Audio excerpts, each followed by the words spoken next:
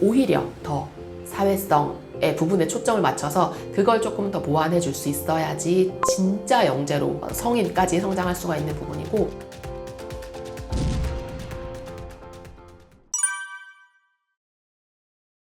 안녕하세요 여러분. 저는 지금 대구에서 공립유치원 교사로 근무하고 있고요. 또 유치원에 다니는 자녀 둘을 키우고 있는 엄마이기도 합니다. 그리고 지난해 말 5살 공부 정서라는 책을 펴내고 또 독자분들하고 만나고 있는 사람입니다. 네, 반갑습니다. 그 유치원 현장에서 근무를 하고 있는 교사이기도 하고, 저희 아이들도 또 비슷한 연령대 아이들을 키우고 있다 보니까 유치원에 들어가기 시작하면서 아이들이 공부를 어떻게 해야 되는지에 대한 관심이 시작이 되는 거예요. 엄마로서도 그렇고, 유치원 현장에서 학부모님들을 만날 때에도 유치원에 갔는데 초등학교 준비라든지 한글이라든지 뭐 이런 것들을 어떻게 준비해야 되는지를 많이 물으시고, 아이들도 집에서 공부를 한다 뭐 이런 이야기를 굉장히 많이 하는데, 지금 현실적으로 유치원 아이들이 하고 있는 공부가 이 아이들한테 맞나? 라는 의문이 좀 들기도 하고요. 또 이제 사교육업체 같은 곳에서는 이때 뭐 한글을 떼야 된다, 그 다음에 영어, 수학 이런 것들을 빨리 공부를 해야지 학교 가서 잘 할 수 있다, 이런 이야기들도 막 하고, 그러니까 엄마로서는 또 불안해지기도 하고 하면서, 제가 이제 교사로서 그리고 이제 아동학 박사 수료까지 했던 그 연구자의 관점에서 좀 제대로 된 그 공부에 관한 안내를 좀 드릴 수 있으면 좋겠다 하는 마음으로 처음 시작을 하게 됐고요. 그러면서 유치원에도 이제 교육과정이라는 것이 있어요. 그런데 그 교육과정에 대해서 잘 알고 있는 부모들이라든지 이제 관련 교육과 관련한 전문 지식을 알려주는 사람이 별로 없어서, 이제 교사가 부모 입장에서 또 쉽게 접할 수 있는 유치원 교육과정이 무엇인가, 그런 것들을 좀 알려드리고 싶어서 책을 내게 됐습니다. 일단은 사실 발달 특성을 고려하는 게 굉장히 중요한 시기거든요. 유아기 아이들은 사실 성인이 21살에서 23, 4살 되는 것까지 그 2, 3년 사이 일어나는 변화는 그렇게 크지 않아요. 그런데 유치원에 처음 입학한 5살에서 6살, 7살 그 시기의 아이들은 그 한 살 한 살 그리고 뭐 한두 달 사이가 굉장히 크게 발달하는 시기라서 발달 특성을 고려한 어떤 교육이 제공돼야 되는 게 굉장히 중요한데, 지금 현실은 사실 어떻게 하면 조금 더 빠르게 아이들이 일반적으로 우리가 생각하는 어떤 학습적인 자세를 가지고 한글을 뗄 수 있는가, 계산을 할 수 있는가, 영어를 말할 수 있는가, 뭐 이런 것들에 초점이 좀 맞춰져 있다 보니까 아이들도 너무 힘들어하고, 그런 방식의 공부가 결과적으로 아이들한테 나중에 도움이 된다라고 하면 지금 조금 힘들어도 참고 하는 게 맞다 이렇게 이야기할 수 있는데, 그렇게 도움이 되는 방향도 아니거든요. 초반에 너무 많이 공부에 지치고 배움에 대한 어떤 긍정적인 인식 자체를 경험하지 못한 아이들이 결국 5년 후, 10년 후에 입시, 그리고 평생 이어지는 그런 어떤 학습에 대한 자세에 있어서도 굉장히 어려움을 느낄 것이 너무 명확하기 때문에 그런 부분에 대한 걱정이 좀 많이 되고 있는 상태예요. 유아기라는 발달 수준에 맞는 것이 제공되는 것이 또 중요하고, 그 안에서 개별적인 특성의 차이도 굉장히 많이 나는 시기거든요. 그러니까 5살 때 한글을 아는 아이와 7살 때 한글을 알게 된 아이가 8살에서 국어 수준의 차이가 나느냐, 그렇지는 않다는 거예요. 그래서 그 아이 자체가 어떤 발달이 이루어지는 속도의 개별차도 아주 중요하고, 그리고 전반적으로 지금 말씀하신 유아기 아이들을 대상으로 하는 교육의 커리큘럼 자체도 사실은 굉장히 많이 내려와 있어요. 초등학교에 가서 해야 되는 공부들을 미리 하면 좋다라는 인식이 좀 많이 퍼져 있는 상태이기 때문에 양쪽 모두가, 또 어떤 아이들은 뭐 이제 영어 유치원에 가서 학습식으로 굉장히 좀 힘들게 공부를 해도 그걸 소화시킬 수 있는 아이들도 있죠.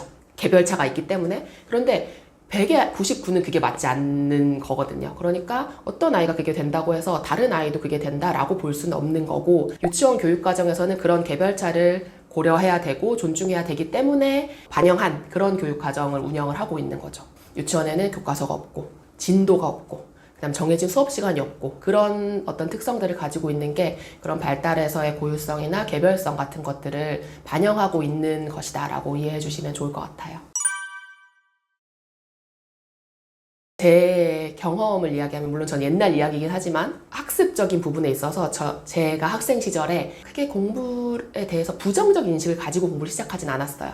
그러니까 이게 어떤 것인지 일단 배우고 그걸 익히는 과정 자체가 너무 힘들고 어려운 것이라는 선입견을 가지고 접근하진 않았거든요. 그렇다 보니까 그런 학습에 많이 노출된 친구들이 일단 해보지도 않고 뭔가를 공부해야 된다라고 하면 아 싫고 힘든 거야 라는 인식을 가지고 있다는 게 학창시절은 조금 놀라웠고 저렇게 힘든 걸 어떻게 하루에 10시간씩 버틸까? 뭐 이런 생각도 좀 했었고 그런데 대학을 가고 나니까 이제 어쨌든 서울대는 공부를 나름대로 했던 친구들이 모이는 곳이잖아요. 그런데 그 친구들하고 같이 생활을 하다 보니 공부에 대해서 되게 긍정적인 인식을 가지고 있는 친구들이 많은 거예요. 그래서 저는 나만 그런가 보다라고 생각했는데 그곳에 모인 친구들을 보니 다 그런 인식들을 가지고 있었던 거죠. 그런데 그게 이제 이전에 어떤 학습의 양이나 학습의 속도나 이런 것보다는 공부하는 것이 어떤 감정을 일으키는지가 되게 공통적으로 같더라고요. 일찍 공부를 시작한 친구도 늦게 시작한 친구도 배우는 건 나름 즐겁고 해볼 만하고 안 되는 걸 다시 시도했을 때의 즐거움, 성취가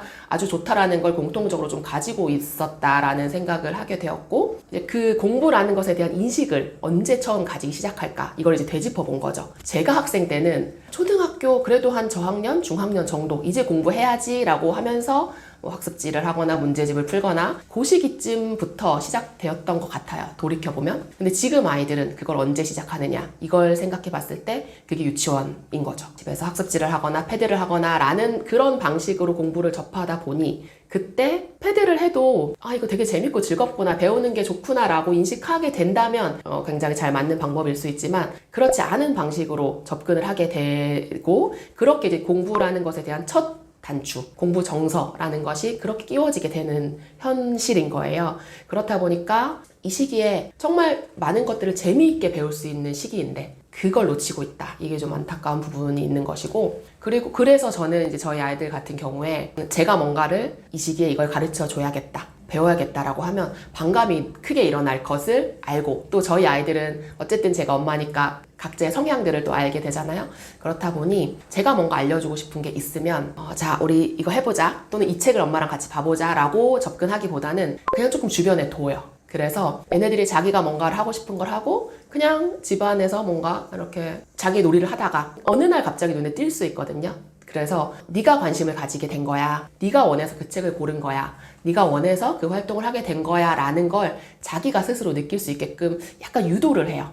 엄마 입장에서는 사실 아이들이 지금 시기에 꼭 배웠으면 하는 게 없을 순 없거든요. 엄마 마음이기 때문에 이걸 꼭 해야 되는데 그건 근데 엄마 생각이고 아이가 느끼기에는 그렇지 않을 가능성이 굉장히 높아서 자연스럽게 스스로가 결정을 했다라고 느낄 수 있게 좀 만들어주려고 노력하는 편이고요. 또 한 가지는 아이가 가르치는 역할 을 할 수 있게끔 좀 많이 의도적으로 지지를 하는 편이에요. 그래서 예를 들면 얘가 유치원에서 뭔가를 배워와서 엄마 뭐 독도의 날이 언젠지 알아? 라든지 뭐 독도에 무슨 섬이 있는지 알아? 라는 것을 물어봤을 때 저는 이제 알고 있지만 유치원에서 저도 아이들을 알려주고 있지만 뭐였더라? 잘 생각이 안 나. 알았는데 까먹었다 라든지 이런 식으로 자기가 설명을 할 수 있는 기회를 굉장히 많이 주거든요. 가르치는 것이 가장 잘 배울 수 있는 방법이라는 것에 대한 확신이 있어서 그런 역할을 좀 많이 부여해주고 그래서 저희 아이들은 저한테 굉장히 많이 하는 말 중에 하나가 엄마는 진짜 공부를 별로 안 했네 이 얘기를 굉장히 많이 해요. 그래서 엄마한테 알려주면서 자기가 한 번 더 생각해보고 그리고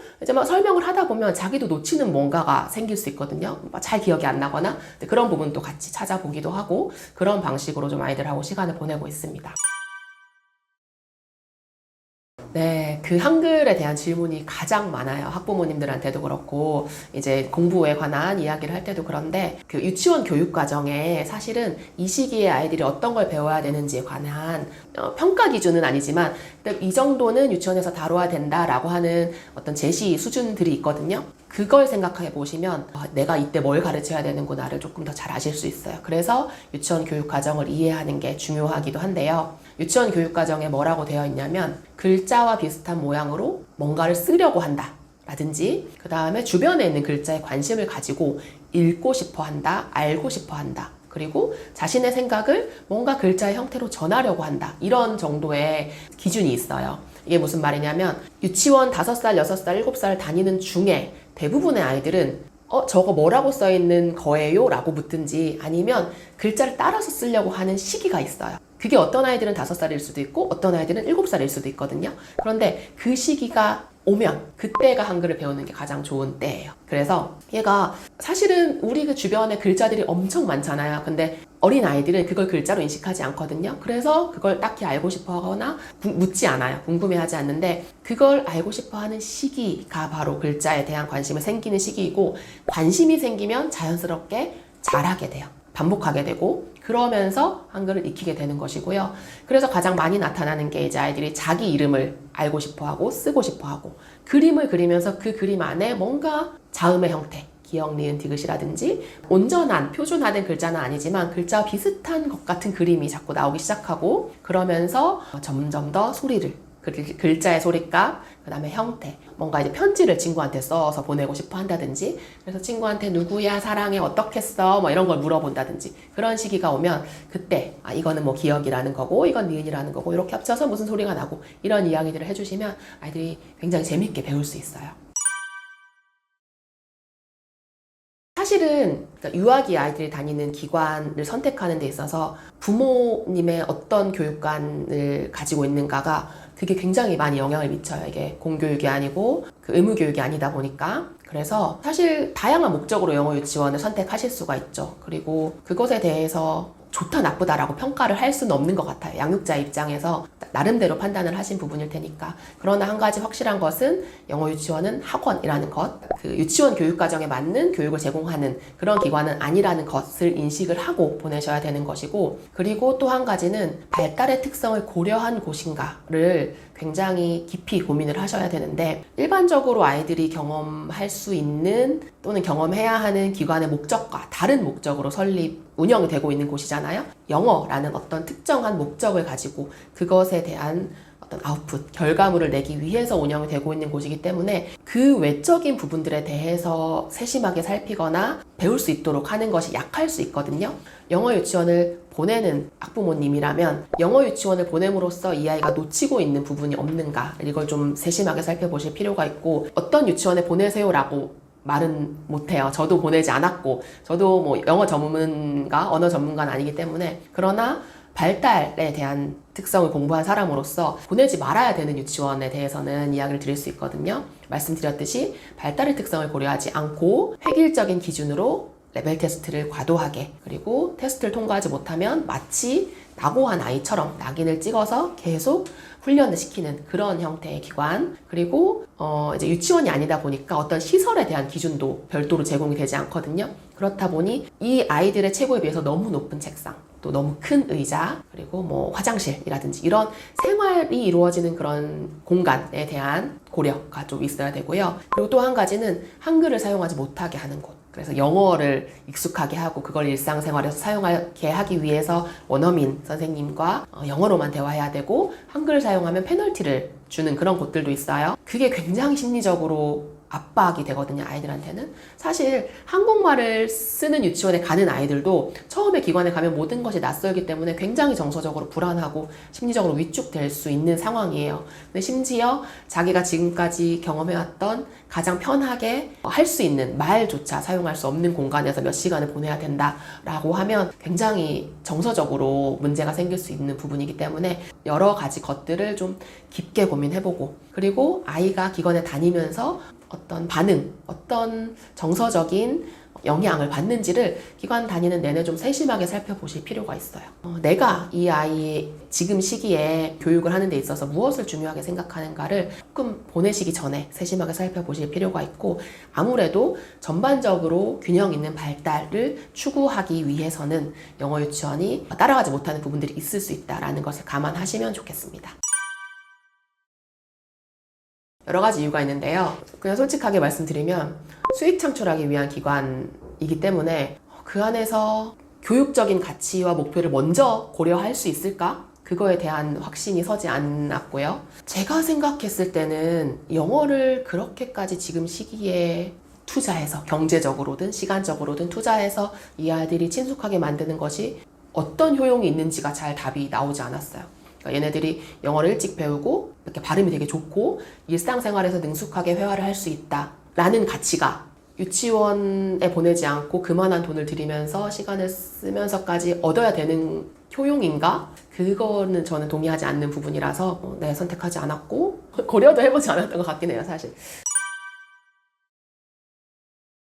그 영어 유치원에 보내는 분들의 목적이 굉장히 다양하긴 한데 좀 크게 보면 그러니까 영어를 그 과목이나 시험용으로 생각하지 않고 일상적인 언어로 접했으면 좋겠다라는 이야기를 좀 많이 하시는 것 같고요.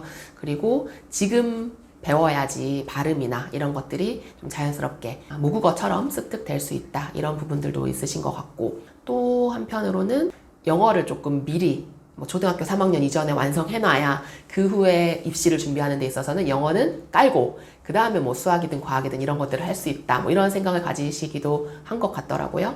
사실 지금 국공립 유치원이라든지 일반 유치원에서는 교육과정 안에서 그 오전 시간, 유치원에서 이루어진 오전 시간의 교육과정 안에서는 영어 교육이 이루어지면 안 돼요. 그래서 영어가 유치원 교육과정 안에 들어있지 않기 때문에, 그래서 대부분의 유치원들은 이제 오후 시간, 방과 후 시간에 특성화 활동이라고 해서 일주일에 한 번 아니면 일주일에 두 번 선생님이 오셔서 그렇게 영어 수업을 진행하는 것이 가장 보편적이고요. 또 어떤 곳들은 이제 원어민 선생님이 상주하시는 곳도 있고, 매일매일 뭔가 패드라든지 원어민 선생님과 시간을 가지시는 곳도 있고, 굉장히 이제 유아교육기관이 편차가 되게 크거든요. 기관마다의 특성이 굉장히 강해서 여러 가지 부분들이 있는데, 그러니까 영어에 노출되는 시간을 조금 더 많이 늘리고 싶다라는 목적도 있으신 것 같고, 또 한 가지는 비용이 굉장히 많이 들잖아요. 근데 사람의 심리가 돈을 많이 내면 뭔가 그만한 성과나 효과가 있지 않을까라는 부분들도 있고, 영어 유치원에 보낸다는 사람들이 점점 늘어나니까 저게 정말 좋아서 그런가 보다 라고 판단하는 부분들도 있고, 또 어떤 경우에는 그게 되게 일반적인 선택지로 가는 경우들도 있는 것 같아요. 학군지 같은 데서는 제가 아는 지인들도 나는 일반 유치원 보내고 싶은데 어린이집 친구들이 다 영어 유치원 간다,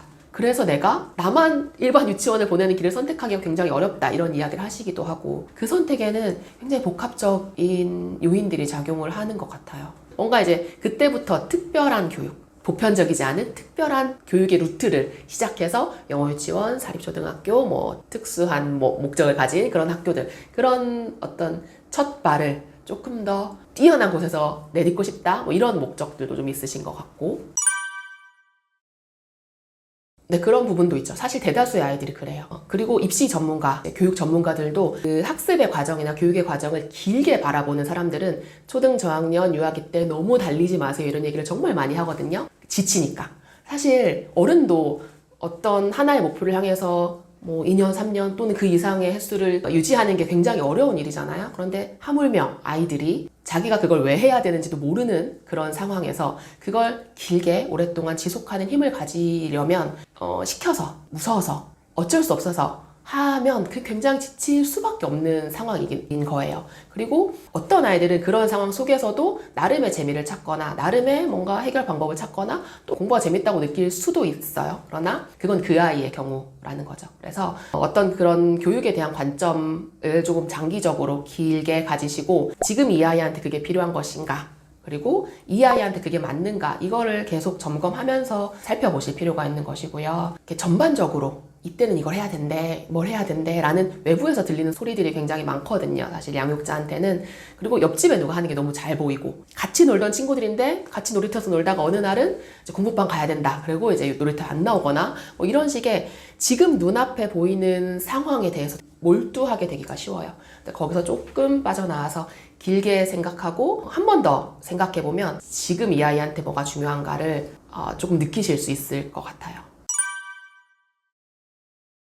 사실은 양육을 하면서 양육자가 불안하지 않다, 그건 굉장히 힘든 일인 것 같아요. 그러니까 기본적으로 아이를 키우는 일들은 우리가 처음 경험해보는 일이고, 그리고 그 이전까지 한 번도 해봤지 않았던 일들이기 때문에 꼭 학습뿐만이 아니라 그 양육의 전반적인 면에 있어서 불안할 수밖에 없는 게 당연한 이야기인데, 그때 저는 무슨 생각을 많이 했냐면, 이제 초등학교 1, 2학년 자녀가 있거나 이제 아이를 키우고 있는 그런 동년배 엄마들보다는 조금 더 앞선 중학교 아니면 고등학교, 중학교 선생님도 괜찮고 중학생, 고등학생 아이를 키우는 조금 나이가 있는 그런 양육자분들한테 좀 많이 물었어요. 그러면 거의 대부분은 다 의미 없다. 한글 몇 살 때 뗐는지 지금 기억도 안 난다. 빨리 잘한다고 했는데 지금 아버니 어떻다, 이런 이야기들을 공통적으로 많이 하시게 되고, 그리고 또 한 가지는 그 사람이 왜 그 말을 할까? 이걸 굉장히 많이 생각했어요. 예를 들어서 옆집 엄마가 우리 애는 뭘 이걸 시키고 저걸 시키고 하니까 어떻더라 라는 이야기를 했을 때 그 엄마도 그것에 대한 확신이 있어서 저한테 이야기하는 건 아닐 거거든요.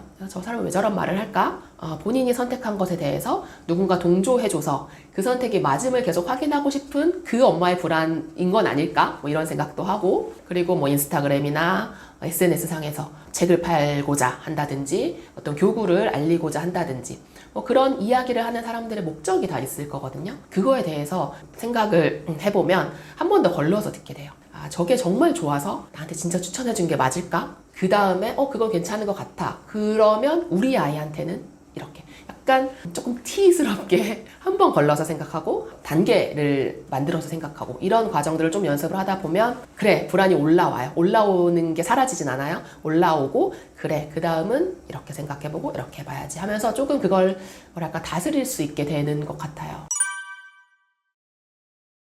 우리가 생각하는 공부가 무엇인지를 먼저 한번 살펴보셨으면 좋겠어요. 지금 머릿속에 한번 떠올려보면 대부분의 부모님들이 책상에 앉아서 책을 펴고 뭔가를 이제 연필을 잡고 쓰고 있는 모습을 떠올리시거든요. 인터넷에서 공부라고 검색하고 딱 이미지 검색해도 같은 형태의 모습들이 나와요. 그런데 이제 영유아기 아이들한테는 공부라는 것을 조금 다르게 정의할 필요가 있어요. 사실 공부라는 말이 뭔가 새로운 걸 배우고 익힌다는 뜻이잖아요. 그렇게 생각해보면 이 아이들은 태어나서부터 자기가 경험하는 모든 것이 공부거든요. 기어다니다가 걸어가는 것도 공부인 거고, 예를 들어서 목욕을 하다가 뭔가를 놓았는데 어떤 것은 가라앉고 어떤 것은 뜬다라는 것을 발견하는 것도 공부고, 그러니까 모든 생활 속에서의 경험들이 공부로 연결이 되는 거예요. 이 아이들은 그렇게 생각하면 아이들은 누구나 배우고 싶고 알고 싶어하고 호기심을 가지고 뭔가 문제를 해결하고 싶어하는 욕구를 가지고 있죠. 그게 바로 공부의 욕구라고 이야기할 수가 있는 거예요. 그래서 우리가 알고 있는 공부라는 걸 이 아이들한테 적용을 시키면 얘네들은 그걸 다 싫어한다고 이해하거든요. 그런데 그걸 방식을 조금 바꿔서 배움, 그 다음에 학습, 경험으로 공부를 조금 더 새롭게 보신다면 양육자분들도 공부 욕구를 가지고 있는 거 맞네 라고 이해를 하시게 될 거고요. 그것이 어떤 것들은 태생적으로, 그러니까 인간이기 때문에 태생적으로 자연스럽게 어떤 시기가 되면 익혀가는 것들도 있고, 발달상 뭐 기어가고 걸어가고 뛰어가고 하는 것처럼 그런 것들도 있고요. 또 어떤 것들은 환경적인 자극이 주어졌을 때 이게 뭐지? 내가 알고 있는 것과 다른데 탐색하고 뭔가를 해보고 직접 만져보고 경험하는 그런 과정을 통한 공부들도 굉장히 많이 일어납니다. 그걸 들여다보지 않으면 사실은 잘 안 보여요. 우리는 그걸 공부라고 생각하고 있지 않기 때문에. 그런데 이렇게 가만히 들여다보고 얘네들이 무슨 이야기를 하고 어떤 시도를 하고 이런 것들을 좀 더 자세히 살펴보면 그 안에서 나름의 배움들을 계속 이어가고 있구나라는 게 좀 발견되는 그런 포인트들이 있을 거예요. 아까 그 발달의 특성이 이제 개인차가 많이 있다. 발달 속도에 있어서 개인차가 많이 있는 시기다라는 말씀을 드렸는데요. 그 아이마다 가진 어떤 기질이라든지 성향, 성격적인 특성에서도 굉장히 차이가 많이 나는 시기예요. 특히 이제 태어나서부터 미취학, 이 시기가. 그래서 원래 인간은 서로 굉장히 다른 특성들을 가지고 태어나고 성장을 하는데, 이제 학교라는 보편화된 어떤 제도 속에 들어가다 보면 자기가 가지고 있는 어떤 특성들을 이제 좀 다듬어 가게 되는 거죠. 나는 싫지만 한번 해봐야 되고, 좋은 것도 너무 많이 하면 안 되고, 이렇게 하면서 조금 그런 각자의 특성들이 다듬어져 가면서 어느 정도 보편화된 어떤 태도나 이렇게 마음가짐들을 가지게 되는 거예요.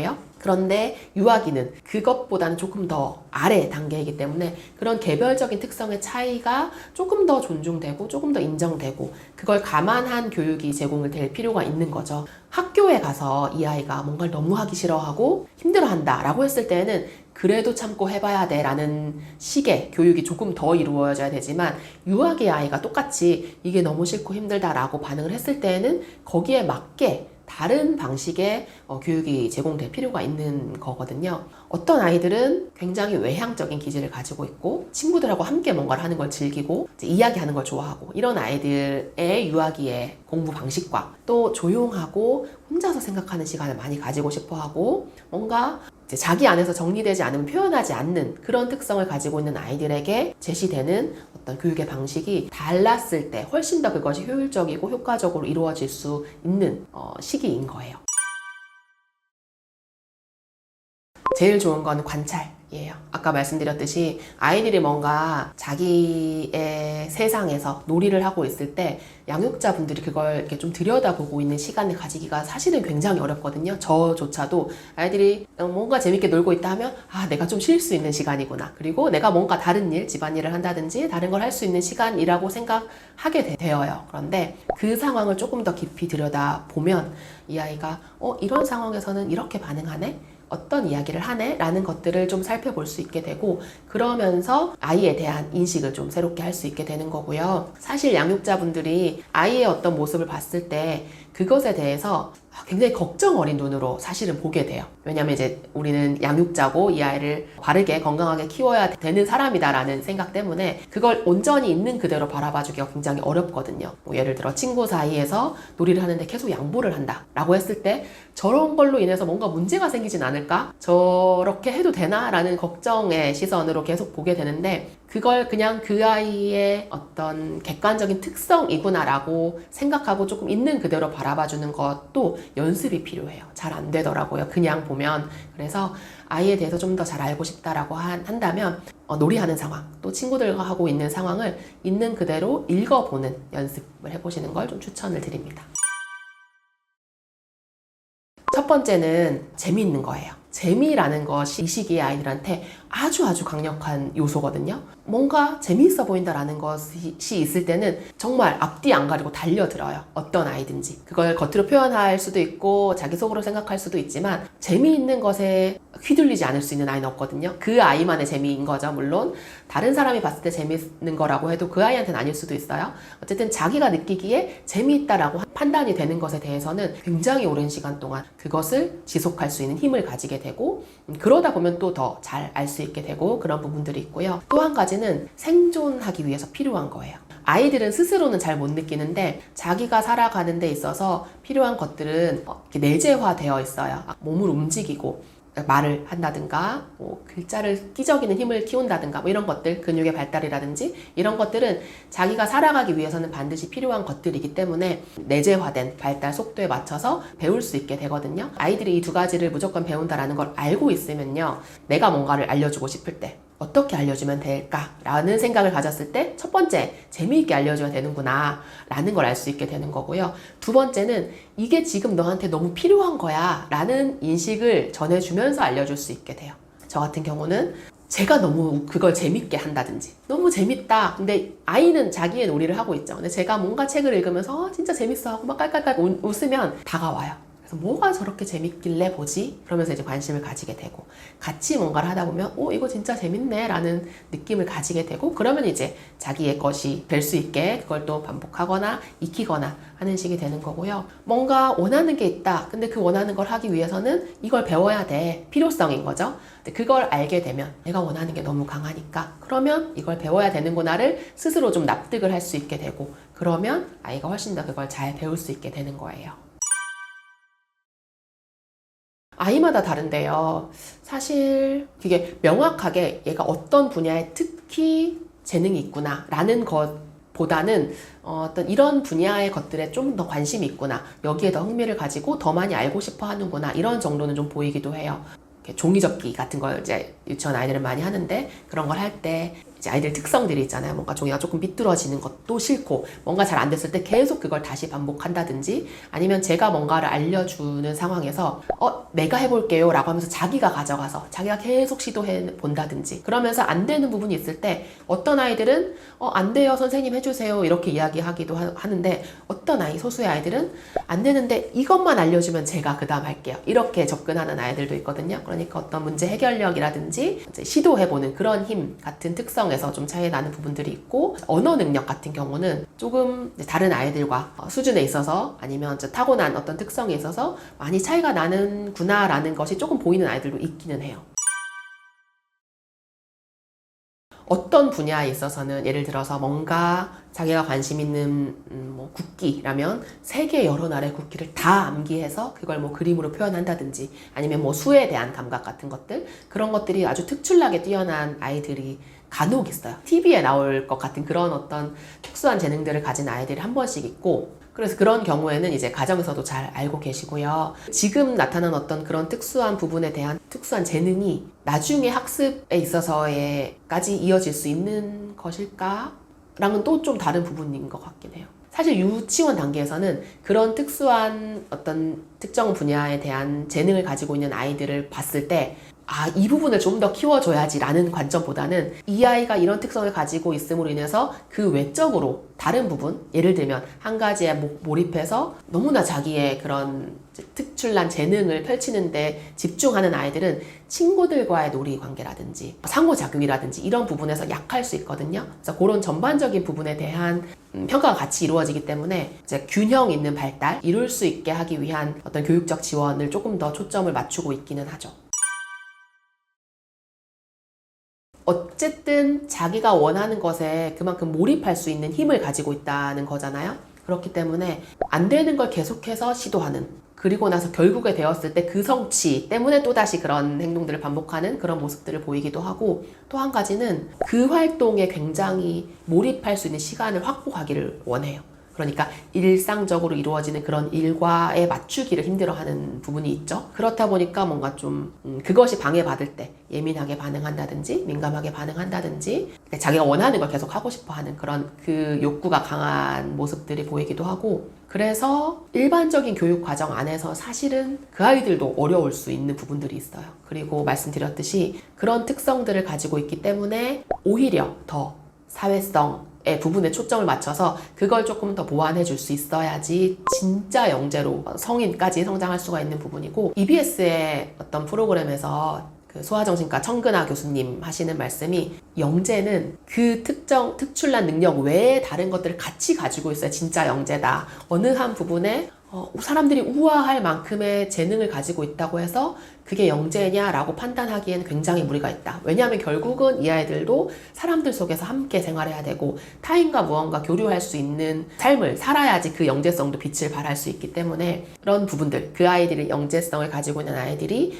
약할 수 있는 부분들에 대해서 초점을 좀 많이 맞춰야 되는 부분들이 있죠. 이 시기에도 그렇고 조금 더 큰 아이들도 뭔가를 되게 잘한다, 영재까지는 아니더라도 뭔가 수학이든 영어든 그걸 굉장히 잘한다라고 하면 그거를 어떻게 더 많이 키워줘야 되나를 굉장히 많이 고민하게 돼요. 그래서 유아기 아이들도 좀 말이 빠르고 언어 습득이 잘 되는 아이들, 영어를 능숙하게 사용하는 아이들은 주변에서 굉장히 똑똑한데 그 영재 검사 한번 받아봐라, 웩슬러 검사 해봐라 이런 조언들도 많이 듣고, 그러면 거기에 맞춰서 지원을 해줘야 되지 않냐 이런 이야기들을 굉장히 많이 들으시고 그거에 대해서 고민을 하시는데요. 저는 조금 이런 과장된 표현일 수도 있는데 영재 과잉의 시대를 사는 것 같다는 생각도 해요. 너나 나나 다 영재고 영재가 아닌 아이가 없고 SNS만 열어봐도 다 너무 특출나고 다 너무 잘하는 그런 시대에서 진짜 얘가 영재가 맞을까를 또 한번 고민해 보시는 것도 필요한 거고, 만약에 그렇다면 어떤 특출난 재능을 가지고 있고 그것에 맞는 지원이 제공되어야 하는 아이라고 하면 말씀드렸듯이 잘하는 걸 얼만큼 더 키워줄 수 있느냐는 조금 더 성장한 후에 고민하셔도 되는 부분이고,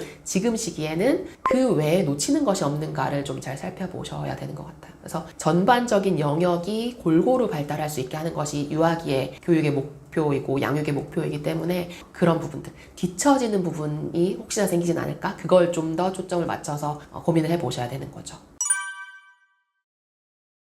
이제 유아기의 특성이라는 것이 삶과 놀이와 배움이 다 얽혀 있어요. 분리가 안 돼요. 일상생활 속에서도 계속 배움이 일어나고 그걸 반복하는 시간들이 있고 어떤 배움의 수준이나 속도가 다 다르고, 그런데 숙제라는 건 어떤 부분을 배우고 그 부분에 대한 익힘, 반복을 하는 과정에서 제공이 되는 것이기 때문에 아이들은 자, 오늘 이 부분 배웠으니까 여기 숙제를 해오세요 라고 하지 않아도 유치원에서 뭔가를 배웠다, 꼭 학습적인 부분 아니더라도 친구와 대화를 나누는 방법이라든지 뭔가 놀이 상황 속에서 협상을 한다든지 블록의 개수를 세거나 종류별로 분류를 하거나 이런 활동들을 했다라고 하면 누가 시키지 않아도 집에 와서 비슷한 놀잇감을 가지고 비슷한 형태의 행동을 해요. 그게 어떻게 보면 숙제인 거죠. 교사가 이렇게 제공을 하지 않아도 알아서 반복해서 익히고 또 반복하고 이런 과정들을 계속 삶 속에서 이어가기 때문에 숙제라는 것이 따로 주어지진 않는 시기인 것이고요. 또 거꾸로 가정에서 뭔가를 이 아이가 경험했다라고 했을 때 그게 유치원에 와서 또다시 발현되거나 확장이 되기도 해요. 다른 친구들한테 전해지기도 하고 기관, 가정, 놀이와 학습 이것이 다 같이 얽혀서 이루어지는 시기이다. 이렇게 생각해 주시면 조금 더 이해하시기가 쉬울 것 같아요. 웩슬러 검사를 보통은 초등학교 1, 2학년 때 좀 많이 하시긴 하더라고요. 유아기 때 이 아이가 정말 다른 아이들과 좀 다른 모습들을 보인다라고 해서 그것이 어떤 일상생활에 지장이 있을 정도, 그러니까 친구들하고 뭔가 소통이 잘 안 된다거나 유치원의 어떤 단체 생활에 있어서 영향을 미치는데 그게 영재성 때문인 것 같다라는 판단이 혹시 드신다면 해보시는 것도 괜찮아요. 왜냐하면 아이가 잘 이해가 안 되거든요. 뭐 그렇게 이상하거나 뒤처지는 것 같지는 않은데 뭔가 계속 문제가 생긴다라고 하면 검사를 해서 결과를 보고 아 이런 부분 때문에 얘가 그렇게 힘들어 했구나라는 걸 이해하실 수 있는 부분도 생길 수 있기 때문에 필요하다면 그런 부분들에 좀 어려움이 있으시다면 받아보시는 것도 권해요. 그런데 어디서 그 검사를 하는지에 따라서도 점수가 굉장히 많이 차이가 나고 특히 그 웩슬러 검사의 점수를 어떤 기관에 들어가거나 뭐 학원, 레벨 테스트라든지 뭐 이런 식으로 그게 수단이 되다 보니 그 웩슬러 검사 점수 자체를 높이는 학원 뭐 이런 것도 있고요. 그걸 계속 반복해서 연습을 하면서 그로 인해서 점수를 높이는 그런 것들도 있기 때문에 이게 진짜 영재 검사인가가 계속 의문이 생기는 거죠. 영재성을 판단하는 검사인데 할수록 점수가 오른다? 안 맞는 부분들이 생기는 것이고 유아에서 초등학교 가는 과정에서는 조기 입학은 조금 그 위험성이 많이 따르는 부분들이 있어요. 왜냐하면 초등 고학년에서 중학교 넘어갈 때에는 아이들의 성장 발달의 폭이 그렇게 크지 않아요. 정서적으로든 신체적으로든. 그런데 이제 유아기에서 초등 넘어가는 그 시기에는 한 해 한 해가 정말 다르고 그 영재성 외에 다른 부분, 정서, 그 다음에 사회성, 의사소통 이런 부분들이 같이 어우러져서 발달되는 부분들이 있어서 그런 위험을 다 감수하고라도 조기 입학을 하는 것이 효용이 있는가? 그건 한번 좀 진지하게 고민을 해보실 필요가 있는 것이고요. 또래와 어울리면서 배워가는 것들을 경험하는 게 굉장히 중요해요. 말씀드렸듯이 놓치기 쉬운 부분이라서 뛰어난 부분들이 있기 때문에 그것에 가려지기가 쉬운 부분이라서 예를 들어 이 아이가 사회성, 사회적인 관계를 맺음에 있어서 굉장히 미숙한데 그 미숙함을 얘가 너무 똑똑해서 그래 라고 가릴 수가 있거든요. 근데 똑똑한 건 똑똑한 거고 사회적인 미숙함은 그거 나름대로 키워줘야 되는 부분이에요. 똑똑하기 때문에 사회적인 미숙함을 그대로 유지해도 된다 이건 아니거든요. 그렇기 때문에 이제 그런 외적인 부분들을 함께 고려를 해보실 필요가 있는 거죠. 자기주도 학습은 사실은 내가 결정해보는 것에서부터 시작하는 거거든요. 근데 그것이 이제 학습으로 이어지게 되니까 자기주도 학습이 중요하다 이런 이야기들을 하게 되는데 자기주도를 하다 보면 자기주도 학습도 돼요. 이게 무슨 말이냐면 자기의 일상생활에서 자기가 결정할 수 있는 것이 많았던 아이들은 학습에 있어서도 자기가 그걸 결정해서 자기한테 맞는 방법들을 계속 시도해 볼 수가 있거든요. 유아기에는 이 아이들이 뭘 결정할 수 있을까요? 자기가 하고 싶은 놀이, 하고 싶은 놀이에서 놀잇감을 선택하는 것, 자기의 일상생활에서 먹는 것, 그 다음에 자는 것, 정리하고 유치원을 가고 이런 일상적인 생활 속에서의 자기가 스스로 해보는 경험들 그런 것들이 계속 쌓여갔을 때 그것이 결국 이제 학업적인 부분에 있어서도 자기주도 학습으로 이어질 수 있어요.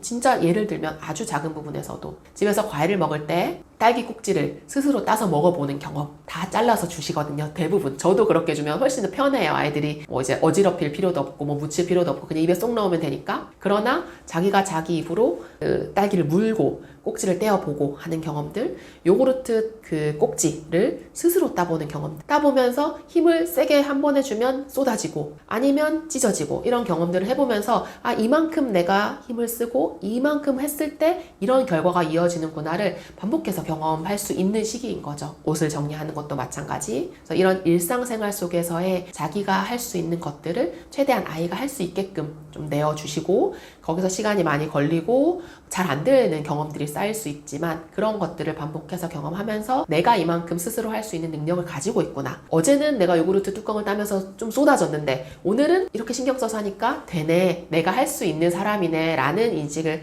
계속해서 가질 수 있게 돕는 거죠.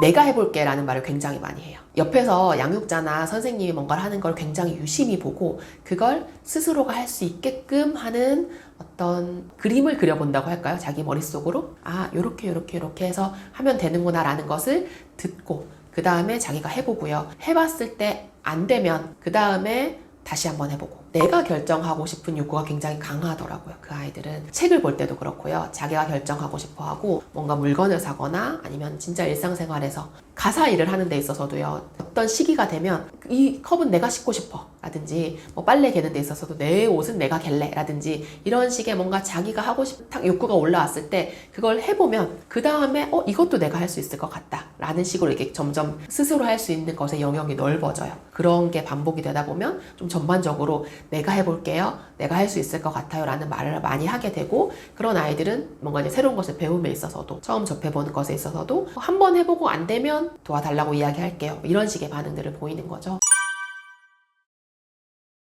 예를 들어서 아이가 뭔가 한 번도 안 해본 아까 말씀드렸던 뭐 요구르트 뚜껑을 딴다라고 했을 때 이거 내가 할게 라고 했을 때 어떻게 할 수 있어? 라는 질문만 해도 아이가 그 어떻게 하는지의 과정에 대해서 한번 생각해 보게 되잖아요. 그냥 무턱대고 하는 것이 아니라 방법에 대해서 이야기할 수 있게끔 하는 질문들을 좀 많이 해요. 질문에도 여러 가지 종류들이 있는데 아이가 무언가를 설명할 수 있게끔 하는 질문들이 굉장히 좋거든요. 이건 왜 이렇게 된 거야? 네 생각은 어때? 라는 말을 좀 많이 저는 하는 편이고 그럴 때 자기가 할 수 있는 표현이 잘 없으면 엄마 생각은 어때? 이렇게 되물어보기도 해요. 그러면 이제 엄마도 꼭 정답을 말해줄 필요는 없거든요. 사실은 유아기 때 아이들이 배우는 것이 좀 잘못된 것이 있어도 학교 가서 또 배우고 또 초등학교에서 배웠던 것을 중학교에 가서 또 배우고 누적적으로 계속 배워가는 과정에 있기 때문에 지금 이 아이가 정확한 지식을 알고 있지 않다라고 하더라도 그냥 그렇게 대화를 나누는 과정 자체 한번 생각해보고 그 답을 추측해보고 이런 과정 자체를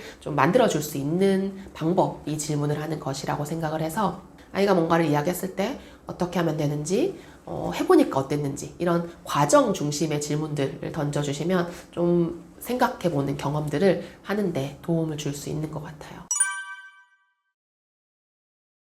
배우는 거 재밌네 라는 생각을 놓치지 않게 해주시면 좋겠어요. 근데 사실 아이들은 다 배우는 걸 재밌어 해요. 즐거워하고. 근데 어떤 걸 즐거워하는지는 이제 아이마다 다를 수 있고 뭘 제공해 줬을 때 더 좋아하는지는 다 다를 수 있지만 결국 이 시기를 지나고 났을 때 새로운 거 배우는 거 되게 재밌는 거야 라는 인식만 가질 수 있으면 사실 유아기의 교육은 성공이라고 생각하거든요. 그래서 양육자가 얘가 이걸 배웠을 때 재밌다고 느낄 수 있게 해주는 것. 근데 그 방법은 아이마다 다를 수 있겠죠? 어떤 아이들은 진짜 책을 오랫동안 자리에 앉아서 읽으면서 그것에 몰입하는 것에 재미를 느낄 수도 있어요. 근데 그런 아이들을 데리고 밖에 나가서 뭔가를 해야 돼 라는 것을 이제 끌고 나가는 것도 어떻게 보면 그 아이한테는 맞지 않는 방법일 수 있기 때문에 결과적으로 이 아이가 즐겁고 재밌다라고 느낄 수 있는 그런 시간들을 좀 확보해 주시는 관점에서 아이의 교육을 바라봐 주시면 결과적으로는 훨씬 더 그 효과적인 교육을 한 거다라고 이해해 주시면 좋을 것 같습니다.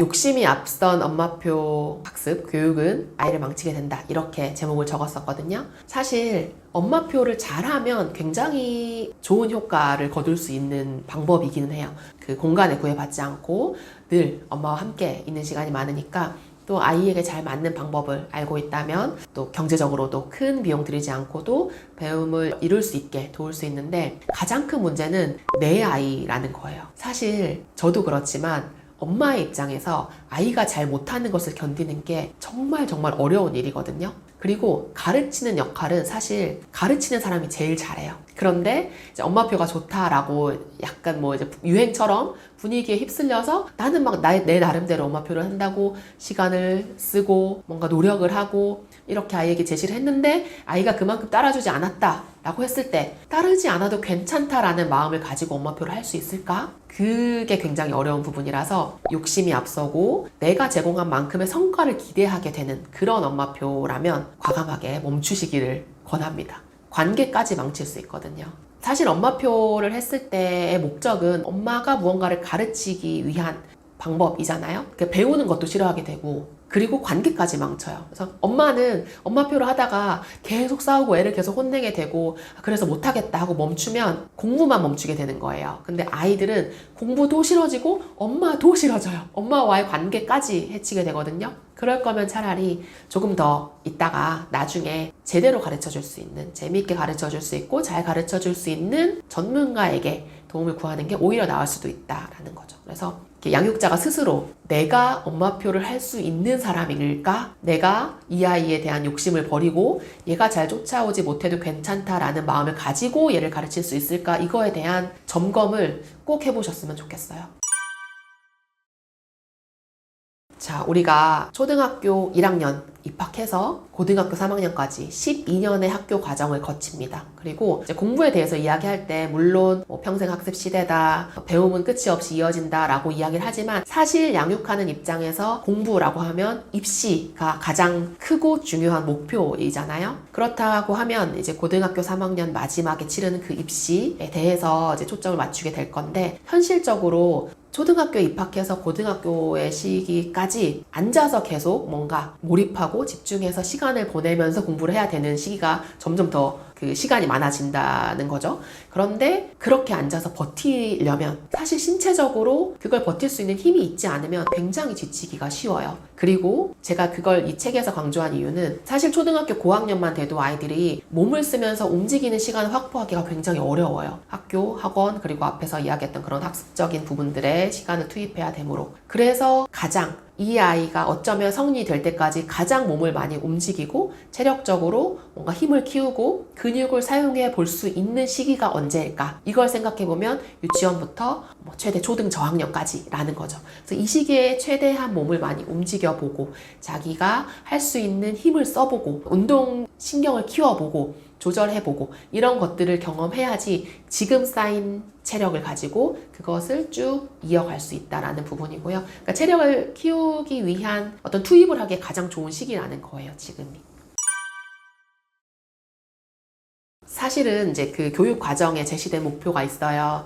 이 아이가 이렇게 전반적으로 고르게 발달하고 균형 있게 발달을 해서 건강한 성인으로 성장할 수 있게 하는 것이 제시되는 목표인데 사실은 조금 모호해 보이는 부분이 있죠. 초, 중, 고 학교급에서 제시되는 목표와 다른 부분이 뭐냐면 이 아이가 성인이 되었을 때 어떤 사람일 것인가를 그리고 있다라고 생각하시면 좀 이해하기가 쉬우실 것 같아요. 초등 이후의 학교 단계에서는 사실은 그 교과목의 그 교과서의 진도를 목표하는 수준만큼 달성할 수 있는가를 확인하는 과정이라면 유치원은 그 이전에 기저에 그냥 한 인간으로서의 삶을 건강하고 안정적으로 이룰 수 있는 것이 유치원 교육의 목표라고 생각하시면 되고 그렇다 보니까 전반적인 영역의 고른 발달, 신체를 사용해서 자기 몸을 스스로 움직여보는 것, 다른 사람과 관계에서 의사소통하는 것들, 그 다음에 정서적으로 자기의 감정을 알고 배려하고 서로의 감정에 대해서 이해하는 것들, 새로운 것, 어떤 문제 상황에서 알고 싶어하고 궁금해하고 그 궁금한 것들을 직접 경험해보고 좀 해결해보는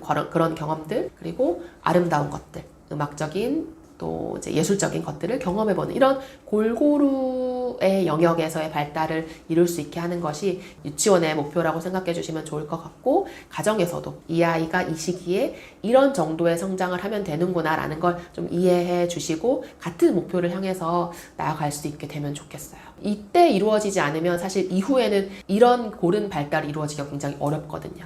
사회성 같은 부분만 하더라도 유치원에서 초등 저학년까지 친구 관계를 이루는 방법을 잘 알지 못하면 그 후에는 그걸 교정하기가 굉장히 어렵기 때문에 지금 시기에 이루어야 되는 목표다라고 이해하면 좋을 것 같습니다. 정말 현실적으로는 아이가 아무 제약 없이 자기가 원하는 것을 할 수 있는 시간을 조금 확보해 주시면 좋겠어요. 이게 무슨 말이냐면 사실 지금 아이들은 부모님이 보시기에는 유치원 가서 늘 놀고 오고 그리고 딱히 뭔가를 하는 것이 없어 보이는 경우도 있는데 사실 아이들의 입장에서 그들의 삶을 보면 굉장히 많은 규칙과 약속과 어떤 절차 그리고 하지 말아야 하는 것들 속에서 살고 있거든요.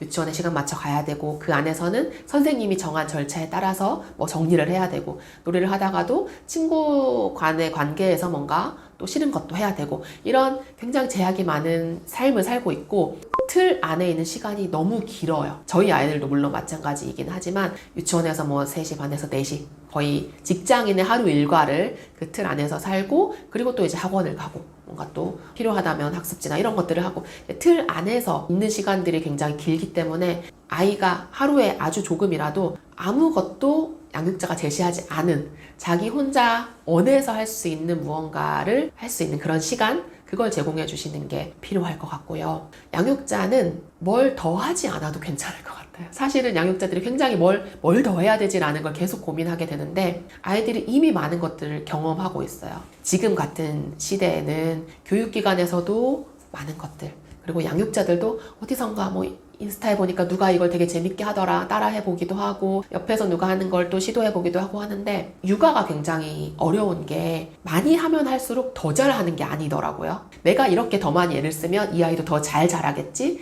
더 좋은 성장을 이루겠지라고 생각하기가 쉽지만 그렇지 않은 게 육아더라고요. 그런 것 같아요. 그래서 이 정도 했으면 됐다라는 양육자의 어떤 조금 스스로를 달래는 마음을 가지는 것도 필요하고 유치원에 보내고 있으면 유치원에서 많은 걸 배워서 오겠지라는 조금 내려놓은 그런 마음을 가지시는 것을 저는 조금 추천드려요. 너무 많이 애쓰지 않으셔도 괜찮습니다.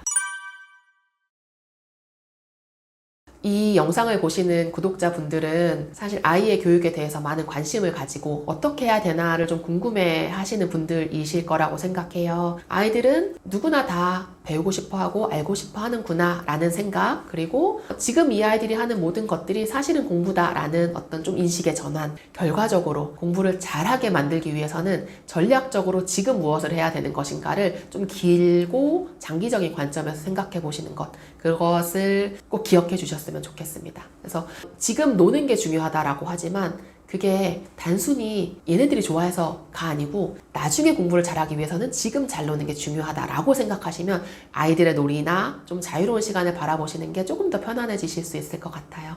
아이와 함께하는 시간들 너무 힘들고 버겁지 않게 조금 편안하고 즐겁게 이어가실 수 있게 되셨으면 좋겠습니다. 네, 감사합니다.